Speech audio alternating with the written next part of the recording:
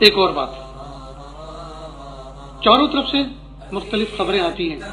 ایسا ہو رہا ہے، ایسا ہو رہا ہے، ایسا ہو رہا ہے، بالکل ڈرنے کی ضرورت نہیں ہے۔ ہم ایک باعزت شہری ہیں، ہماری ماں نے ہمیں آزاد جنا ہے،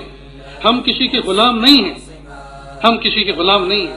ہم کسی کے نوکر نہیں ہیں، ہماری ماں نے ہمیں آزاد جنا ہے، اور اللہ پاک نے ہمیں اپنے فضل سے ہمیں مومن بنایا، اور ایسی ماں کی گود میں جنم دیا جو بچپن سے کلمہ پڑھتی تھی، بلکہ ماں کی ماں بھی کلمہ پڑھتی تھی اور اس کی ماں بھی کلمہ پڑھتی تھی۔ ہم نسلی مومن ہیں، اللہ پاک نے ہم پر فضل فرمایا،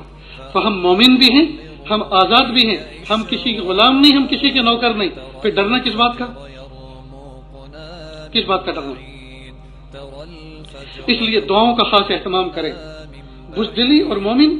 وہن اور مومن، یہ دو چیزیں کیوں جمع کر رہے ہیں ہم فضیلت والے مومن بنے، نظر اللہ کی ذات پر۔ جو مومن نیکی کرتا ہے، تقوی اختیار کرتا ہے، اللہ کی طرف رجوع کرتا ہے، اس سے بہادر کوئی نہیں ہو سکتا۔ لہذا ذکر و اذکار کر کے اپنے ول پاور کو مضبوط کریں، روحانی قوت کو مضبوط کریں۔ جس طرح سے جسم مضبوط ہوتا ہے جسمانی غذا استعمال کرنے سے، جسمانی نقصان دینے والی غذاؤں کے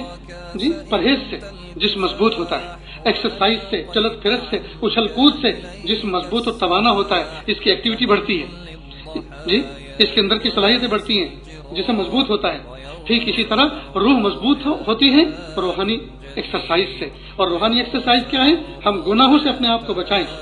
ذکر و اذکار کا نور اپنے اندر جمع کریں، قرآن پاک کی تلاوت کا معمول بنائیں، اور اللہ کے سامنے ہاتھوں کا پیالہ بنا کر بھیک مانگنے والے بنیں،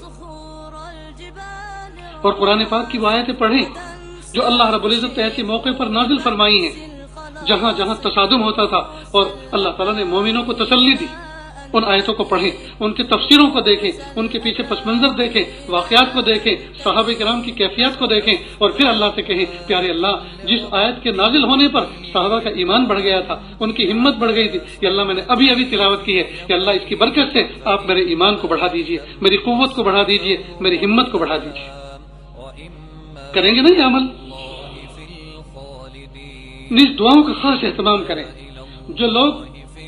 ایک کالا قانون جو بنا ہے اس وقت ملک میں، جس کی وجہ سے پورا ملک منتشر ہے، اور کسی کے کان پہ جو نہیں رینگ رہی کہ بھئی قانون تو مفاد عامہ کے لیے بنتے ہیں نا، عام رعایا کے فائدے کے لیے بنتے ہیں نا۔ جب عام رعایا کا ایک بہت بڑا طبقہ بے چین اور پریشان ہو تو پھر وہ فائدہ نہیں، اس میں تو نقصان ہے، تو اس پر سوچنا چاہیے نہیں، لیکن عقل کام نہیں کر رہی، نہیں سوچ رہے، لہذا پرامن طور پر